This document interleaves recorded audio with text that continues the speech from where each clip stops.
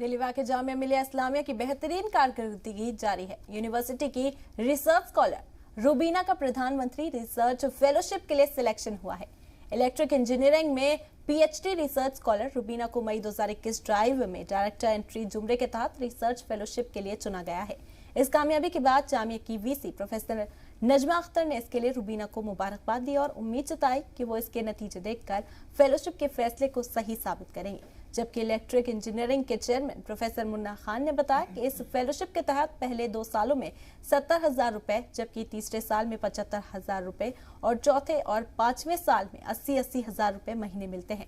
Rubina electrical engineering महकमे में professor Tariqul इस्लाम के अंडर में पीएचडी कर रही हैं।